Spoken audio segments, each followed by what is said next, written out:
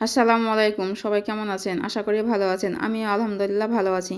তা আমি আজ আপনাদের দেখাবো খুব সহজ পদ্ধতিতে হাতে মেখে হাঁস ভুনা বা হাঁস রান্না। সেজন্য আমি এই যে প্রথমে হাঁসটা খুব ভালোভাবে বেছে মানে ধুয়ে পরিষ্কার করে নিয়েছি।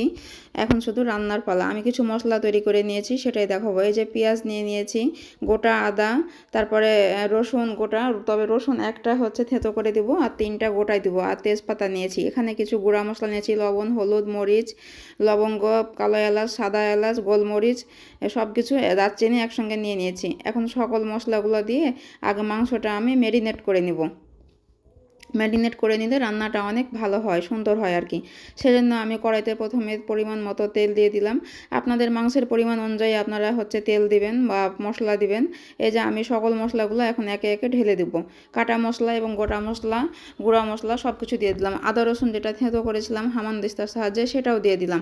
এখন খুব ভালোভাবে কষলে কষলে মশলাটাকে মাখতে হবে। আপনি মশলাটা যতটা ভালো করে মাখবেন না, রান্নার স্বাদটা আপনার ততটাই ভালো হবে। এই যে আমার মশলা মাখা হয়ে গেছে, এবারে আমি হাঁসের মাংসগুলো সব মশলার মধ্যে দিয়ে দিলাম। এবার হাত দিয়ে নিচ ওপর করে খুব ভালোভাবে মেখে নেব, যেন প্রত্যেকটা মাংসের গায়ে মশলাগুলো লেগে যায়।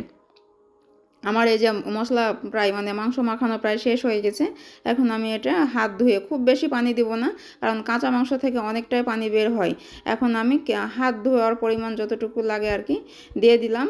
দিয়ে আমি, আপনারা চাইলে কিছুক্ষণ রাখতে পারেন, আবার সাথে সাথে জাল করে মানে জাল লাগিয়ে রান্না করে নিতে পারেন। আমি কিছুক্ষণ রেখেছিলাম আর কি, আমার হাতে সময় ছিল তাই। তো দেখেন এই যে প্রথমে মানে বলক ওঠার পরে কিছুটা পানি ছেড়ে দিয়েছে। এখন এটা সিদ্ধ হওয়ার জন্য দিয়ে দিলাম। তারপরে পানিটা শুকিয়ে গেলে আমি এখন মাংসটা খুব ভালোভাবে কষিয়ে নিলাম। কষিয়ে নিয়ে পানি দিয়ে দিলাম। অবশ্যই গরম পানি দেওয়ার চেষ্টা করবেন, তাহলে মাংসটা খেতে যেমন ভালো হবে, তাড়াতাড়ি সিদ্ধও হবে। তারপরে আবার দ্বিতীয়বারের জন্য ঢেকে দিলাম। দ্বিতীয়বারে আবার ওই পানিটা মানে শুকানোর পরে আবার আমি কষিয়ে নিচ্ছিলাম। 2বার কষালে হাঁসের মাংস ভালো হয়। এই পর্যায়ে লবণটা চেখে নিলাম। লবণ একটু কম মনে হচ্ছিলো, সেজন্য আবার লবণ দিয়ে দিলাম। আবারও আমি গরম পানি অ্যাড করে দিলাম। গরম পানি দিলে মাংসের মানে আপনার সিদ্ধর মাত্রাটা একরকমভাবে হয়, নাহলে ঠান্ডা পানি দিলে কিছুটা মাঝপথে থেমে যায়। তারপরে এই যে আবার আমি ঢেকে দিলাম, এবং শেষ পর্যায়ে যতটুকু মানে ঝোল আমি রাখবো সে পরিমাণ অনুযায়ী এখন হচ্ছে মেরে নিয়েছি। আপনারা আপনাদের পছন্দ অনুযায়ী ঝোল কম বা বেশি করতে পারেন। এবারে আমি কিছু মশলা দিয়ে দেবো এর মধ্যে। প্রথমে দিয়ে দিলাম ভাজা জিরার গুঁড়া অল্প করে কিছুটা।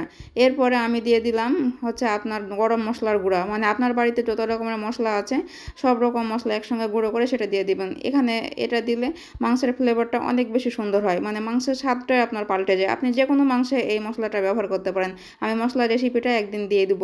তো এই যে মাংস রান্না শেষ হয়ে গেছে, দেখতে পাচ্ছেন হাঁসের মাংসের কালারটা কি সুন্দর হয়েছে। তো আজকে এখানে